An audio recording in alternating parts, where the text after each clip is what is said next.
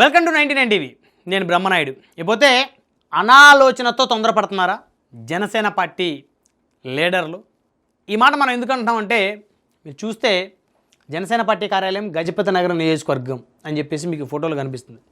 ఈ కార్యాలయం దగ్గర వచ్చి ఒక ముగ్గురు జనసేన పార్టీ నాయకులు వారి యొక్క పదవులకు, లోకల్లో వాళ్ళకు ఉన్నటువంటి స్థానికంగా ఉన్నటువంటి పదవులకి రాజీనామా చేశారు.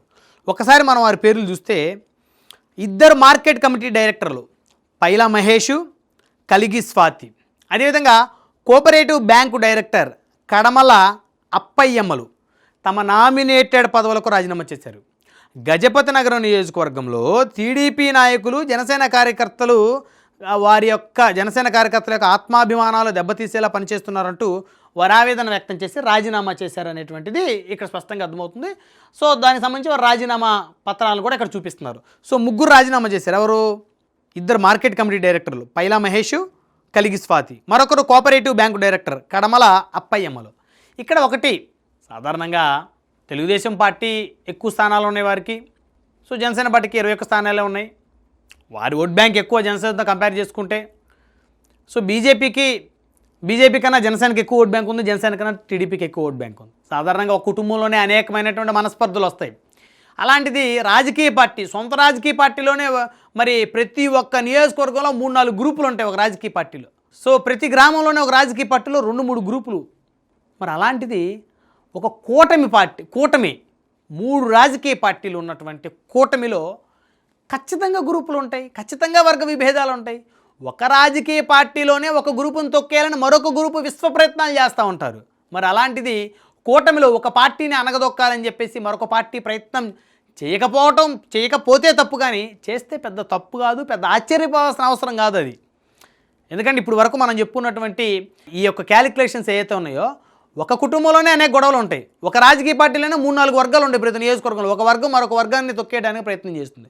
మరి అలాంటిది ఒక నియోజకవర్గంలో మరి కూటమిలో ఉన్నటువంటి 3 పార్టీలకు సంబంధించి ఒకరి మీద ఒకరు మరి ఆధిపత్యాన్ని చలాయించాలి అనేటువంటి దాని మీద వారు బిహేవ్ చేయటం రాజకీయంగా అయితే అది ఆశ్చర్యపోవాల్సిన అవసరం కాదు, సర్వసాధారణం. అయితే ఇక్కడ ఎందుకు వీరు తొందరపడుతున్నారు? ఇప్పుడు మీరు తొందరపడి పదవులకు రాజీనామా చేస్తే వచ్చేటువంటి నష్టం ఏంటి? అంటే ఎవరైనా మిమ్మల్ని పవన్ కళ్యాణ్ గారు ఫోన్ చేసి రండి మీరు పార్టీ ఆఫీస్కి అని చెప్పేసి బుజ్జగిస్తారా? ఎందుకంటే మీ ఒక్క నియోజకవర్గంలోనే మరి మార్కెట్ డైరెక్టర్లు ఇట్లా కోఆపరేటివ్ సొసైటీ బ్యాంక్ డైరెక్టర్ ఇట్లా రాజీనామా చేస్తే, ఇన్ఛార్జీలు రాజీనామా చేస్తేనే ఏ రాజకీయ పార్టీ 1-2 సార్లు బుజ్జగిస్తుంది. అది టీడీపీ అయినా, వైసీపీ అయినా, జనసేన అయినా, బీజేపీ అయినా, కాంగ్రెస్ అయినా. సో ఇలా అల్లికి వెళ్ళిపోవడం తప్పు. మీకు ఇంకా పదవులు ఇచ్చారు, మీకు కోఆపరేటివ్ సొసైటీ బ్యాంక్ డైరెక్టర్ ఇచ్చారు, మార్కెట్ యార్డ్ డైరెక్టర్లు. అసలు మీరు పదవులు తీసుకున్న వాళ్ళు రాజీనామా చేయటం అంటే అది నిజంగా దురదృష్టం.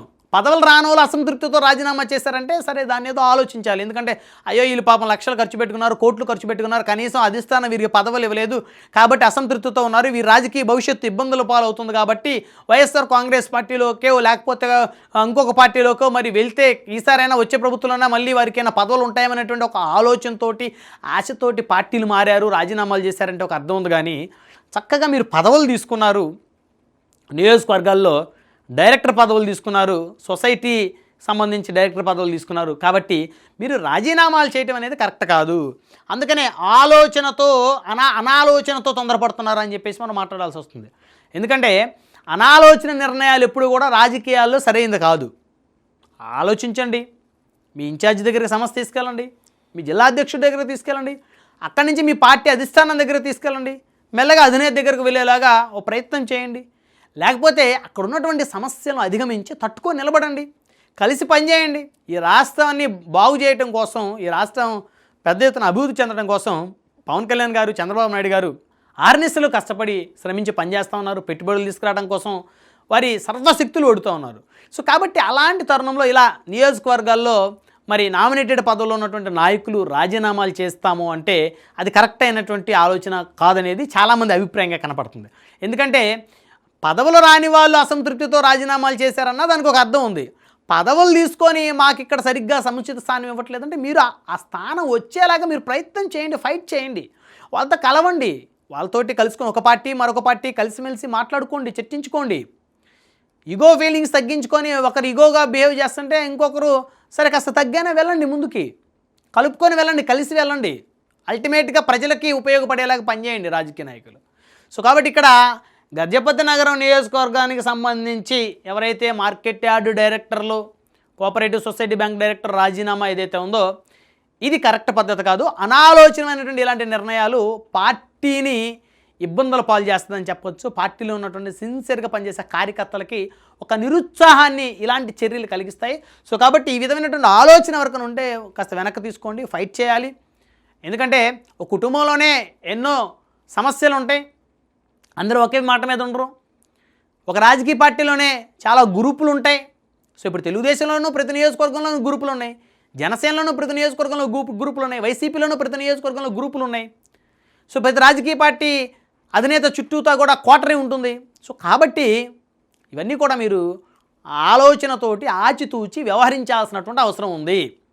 అంతేగాని పదవులు వచ్చిన తర్వాత మాకేదో అక్కడ పెద్దపీట వేయటం లేదని చెప్పేసి రాజీనామా చేసి వెళ్ళిపోవటం అనేది పోరాటం చేసేటువంటి రాజకీయ పార్టీలో ఉన్నటువంటి నాయకుడి లక్షణం అయితే కాదు. నిలబడండి, కలబడండి, ఫైట్ చేయండి, ప్రజల యొక్క మన్నలను పొందండి, నియోజకవర్గ ఇన్ఛార్జీల మన్నలను పొందండి, జిల్లా అధ్యక్షుల మన్నలను పొందండి, అధిష్టానం యొక్క మన్నలను పొందండి, ప్రజలకు సేవ చేయండి. అంతేగాని అనాలోచనమైనటువంటి నిర్ణయాలు తీసుకొని రాజీనామాలు చేసి వెళ్ళిపోతామంటే ఏమీ కాదు, ఎవరు పిలవరు.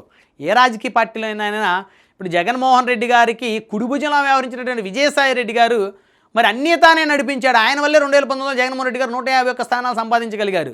ఆయన యొక్క చాకచక్యం, మరి ఆయన యొక్క నేర్పరితనం, మరి అలాంటి ఆయన రాజీనామా చేసి వెళ్తాండి. జగన్మోహన్ రెడ్డి గారు ఎక్కడ కూడా సాయన్నా నువ్వు రాజీనామా చేస్తే నా పార్టీ పతనం అవుతుందో, నేను పడిపోతాను ఉండని చెప్పేసి అనలా ఏ నాయకుడు అండవు. కాబట్టి మీరు నియోజకవర్గాల్లో గ్రామస్థాయి మండల స్థాయి నాయకులుగా ఉన్నారు, చక్కటి పదవులు వచ్చాయి లోకల్గా. సో ఆ పదవుల్ని ఎలా పనిచేయాలి, ఇంకా ఎలా ఎదగాలి, ఎలా రాజకీయాలు మీరు కూడా కుట్రలను ఎలా తిప్పికొట్టాలి అనేది ఏదైనా నేర్చుకుని ముందుకు వెళ్తే బాగుంటుంది. కానీ రాజీనామాలు చేసేసి వెళ్ళిపోతామంటే ఏ రాజకీయ పార్టీ అధిష్టానం కనీసం మీ వైపు కన్నెత్తి కూడా చూడదు. సో ఇది అన్ని రాజకీయ పార్టీకి సంబంధించిన నాయకులు మరి కాస్త ఆలోచించి వ్యవహరించాల్సినటువంటి ఒక ఎపిసోడ్ అని చెప్పుకోవచ్చు.